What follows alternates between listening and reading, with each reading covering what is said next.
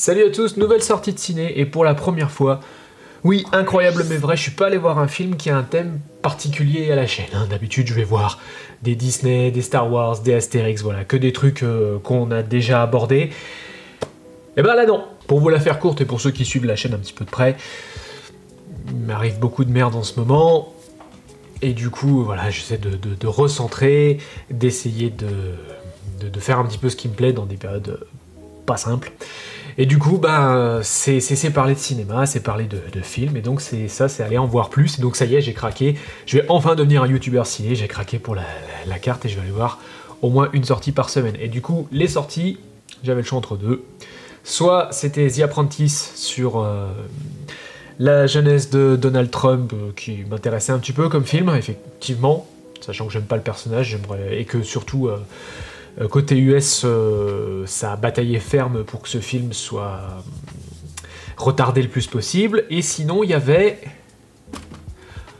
Le Robot Sauvage. Le Robot Sauvage, j'en aurais pas du tout entendu parler. Sauf qu'une fois, la bande-annonce, elle a popé sur mon Facebook et je me suis dit à ce moment-là, ça a l'air vachement beau. L'animation a l'air tip-top. Mais sinon, j'en ai pas du tout entendu parler. Quand je me suis dirigé vers le cinéma, j'ai vu une seule affiche et je me suis dit c'est quand même dommage parce qu'il a l'air vraiment vachement beau. Le trailer il était vraiment magnifique et donc je me suis dit allez, ça va pas, essaie de reprendre ton âme d'enfant, va voir Le Robot Sauvage. Et effectivement, avant de rentrer dans quoi que ce soit ce qui arrive dans ce film, il est magnifique, c'est vraiment incroyable ce qu'on peut faire avec l'animation 3D aujourd'hui. On a l'impression que les arrière-plans, c'est des aquarelles, c'est vraiment très beau. Rien que pour ça, ça vaut le coup. La direction artistique, elle est vraiment très belle. Et rien que pour ça, ça vaut le coup. Alors après, pour ce qui se passe dans le film, donc c'est l'histoire d'un robot avec de la technologie du futur, puisque manifestement ça se passe dans le futur, qui se retrouve par erreur et bien malgré lui sur une île désertée de toute vie humaine, mais qui est peuplée des animaux de la forêt, et du coup qui par crainte et par nature vont rejeter ce robot qui va essayer de s'adapter. Et en parallèle, le robot va rentrer en contact avec un œuf doigt abandonné, qui va prendre sous son aile, et bien évidemment, on peut, sans trop se tromper, imaginer où ça va. Et c'est pas une surprise pour quiconque a vu le trailer, je veux dire, le trailer trace une ligne très claire, c'est une histoire standard de poisson hors de l'eau, mais en réalité, c'est pas une, c'est deux lignes parallèles, puisque d'un côté, on a le robot qui est en dehors de son élément, bien entendu, puisque c'est la technologie qui se retrouve en plein milieu de la nature, et de l'autre côté, on a Loi, privée de ses parents, mais qui en plus se retrouve être l'avorton de la portée, et donc pas assez solide pour rejoindre les autres oies, et donc elle doit grandir en parallèle avec le robot qui lui fait office de mère. Et ça, c'est une dynamique plutôt intéressante, et je reste volontairement flou pour éviter de spoiler, parce que, comme je l'ai déjà dit, rien que pour son aspect artistique, le film vaut le coup, donc ce serait dommage de divulgacher gratuitement. Ce qu'on peut dire sans rentrer dans les détails, c'est que toute cette partie qui est quand même assez standard, suggérée par le trailer, et dès qu'on le voit, on peut s'imaginer la suite, justement le film m'a pas trop envie de traîner ça en longueur, et toute la partie que je vous ai résumée et qui est suggérée par le trailer, que le robot se retrouve bien malgré lui sur cette île et qui commence déjà à s'adapter, et les premiers points du rejet par la faune sauvage dans le film, c'est expédié dans les 2 premières minutes, et je suis sérieux, ça va extrêmement vite. Le vent est en train de se lever de ouf, j'espère que ça s'entendra pas au micro. Le film l'assume complètement, il va jouer sur les émotions plutôt que sur la narration. C'est un film pour la famille, mais plutôt orienté pour les enfants.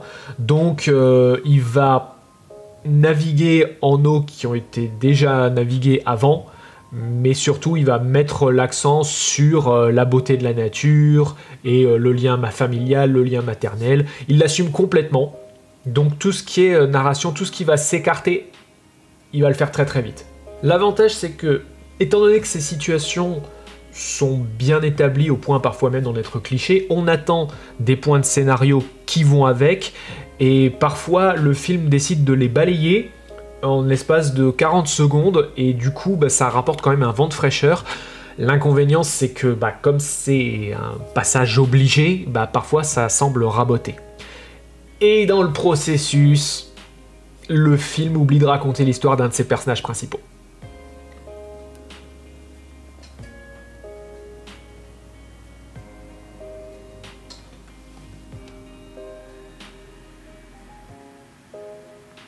On est en train de perdre le courant.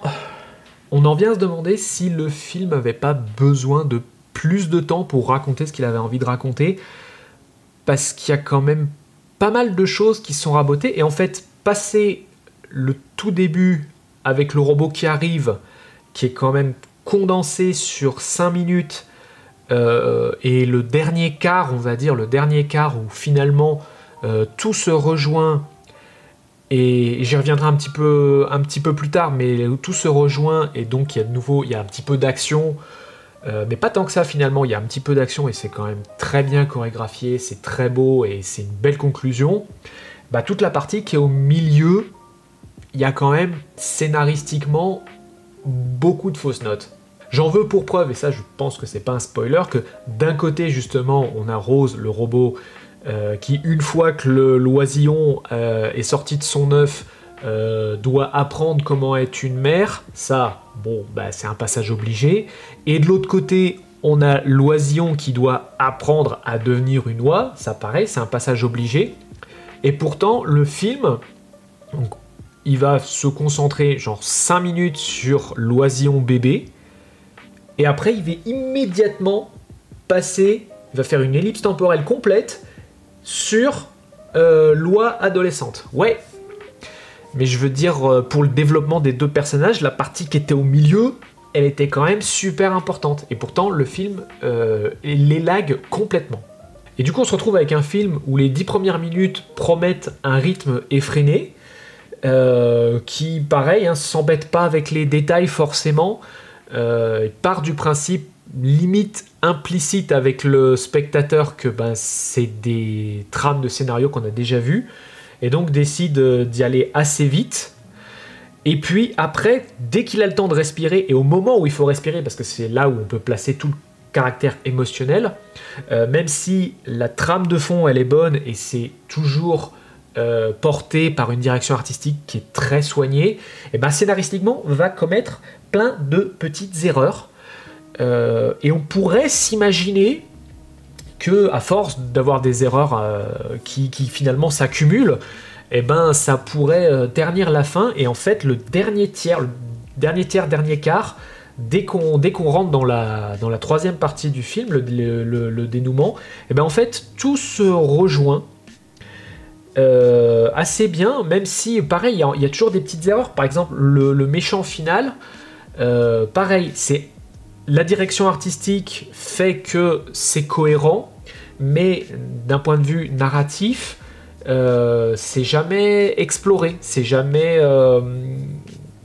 compris, c'est jamais établi que là, on a un méchant. Mais d'un point de vue de trame narrative, tout le monde a déjà vu ce genre de choses 100 fois, donc ça paraît logique. D'un point de vue design, forcément ça tranche du reste du film, donc ça passe. Tout est cohérent, mais narrativement, scénaristiquement, c'est mal amené. Et du coup, c'est ce que j'étais en train de dire, toutes ces petites erreurs, même si fatalement elles finissent par se rejoindre, en fait ça n'entache en rien le dénouement. Le dénouement remet un petit coup de rythme sur les 20 dernières minutes, et là on est de nouveau à fond dedans. Tout reste logique, émotionnellement toutes les bonnes notes sont jouées, la direction artistique est vraiment superbe, tous les gros points scénaristiques, tous les fusils de Tchekhov finissent par avoir leur dénouement, ça reste très bien fait. En fait, les points les points scénaristiques défaillants qui sont au milieu du chemin s'avèrent être pas si importants que ça. Mais on les voit, mais à la fin ils sont pas si importants que ça. Et en définitive, pile au moment où je commençais à être refroidi, et ben je me suis retrouvé droit dedans, et ce jusqu'à la fin. Donc c'est une belle recommandation pour moi. Y a eu quelques points qui m'ont déçu, hein, comme dit. La partie centrale, c'est vraiment un ventre mou. Mais l'ensemble, il est très solide. Un film pour la famille, il est vraiment très bien. Et surtout, je le répète, hein, mais il est extrêmement beau. Rien que pour ça, ça vaut le coup. Après, il y a du vu, il y a du revu. Mais ça vaut le coup. Je veux dire, pour toute la famille. Les enfants, ils trouveront leur compte. Les parents aussi. C'est un film qui est pas dénué d'humour. Même si pareil, je veux dire, les situations font que les blagues, on peut les anticiper. Mais ça reste quand même très, très correctement exécuté. C'est un humour qui est porté par les personnages et les situations et pas forcément par l'écriture. Et du coup, l'ensemble reste quand même très léger. Les blagues viennent pas... Alors, il y en a quelques-unes. Hein. Il y en a quelques-unes qui sont dans la méta. Genre, par exemple, deux personnages qui sont en train de se battre. Et puis, il y a une interruption. Et puis, après une pause, il y a quand même un dernier coup qui est porté. Ça, c'est devenu très méta. Mais il y en a très peu des blagues comme ça. C'est vraiment les personnages qui vont porter. Et le personnage, c'est surtout le personnage de Rose, qui a énormément de charme. Je veux dire, le duo principal, et je vais même dire le trio principal, sans dire qui est le troisième, fonctionne plutôt bien. Et je veux dire, il y a une alchimie qui est très bien mise en place. Donc le tout reste très léger. Et donc, quand les personnages se retrouvent dans des situations amusantes, on s'amuse avec elles, et c'est très bien fait. Donc en définitive, le robot sauvage, je le répète pour la 36e fois, il a ses défauts, mais tous ses défauts sont oubliables, et porté par son design, par sa technique qui est aux petits oignons, et sa direction artistique qui est vraiment très très belle, et ben, en définitive, c'est un super film, et je vous le recommande très chaudement. Bon, moi je vais dire les termes, hein, je veux dire, c'est la première séance du mercredi, donc mercredi il y a quand même pas mal d'enfants qui sont à l'école, donc finalement dans la salle on était que 6, mais il y avait quand même une petite fille qui était là avec sa mère, et c'était mignon de la voir s'émerveiller, et je veux dire... c'est globalement le résumé qu'on peut faire du film. Je veux dire, pour les enfants, il y a moyen de s'émerveiller, et pour les adultes, pour peu qu'on soit sensible déjà au film qui joue sur les émotions peut-être un petit peu fort, là ça marche très bien. Et si on est un petit peu sensible à la direction artistique, là pareil, on en aura pour son fric. Donc voilà, je recommande extrêmement chaudement. Et quant à moi, on se retrouve soit la semaine prochaine pour une nouvelle sortie de ciné, soit avant, je l'espère, parce que ça fait quand même, c'est une vidéo que je prépare depuis quand même pas mal de temps et qui est bloqué. Bon, je vous passe les détails, mais j'aimerais bien pouvoir en sortir une avant, sur un vieux remake de notre enfance. Et voilà, sinon, si c'est pas la semaine prochaine, je vais vous dire rendez-vous mercredi prochain. Allez, sur ce, je vous souhaite une bonne fin de journée. Salut!